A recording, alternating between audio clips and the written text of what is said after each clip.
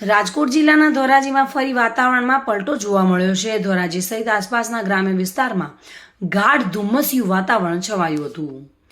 વહેલી સવારથી જ ધુમ્મસ છવાઈ ગઈ હતી। ચોતરફ ધુમ્મસની ચાદર ઓઢી હોય તેવું ભાસી રહ્યું હોય। ગાઢ ધુમ્મસને પગલે વિઝિબિલિટી ડાઉન થયેલી જોવા મળી હતી અને વાહન ચાલકોને વાહન ચલાવવામાં હાલાકીનો સામનો કરવો પડ્યો હતો। ધુમ્મસને કારણે રવિ પાકને પણ નુકસાનની ભીતિ સેવાઈ રહી છે।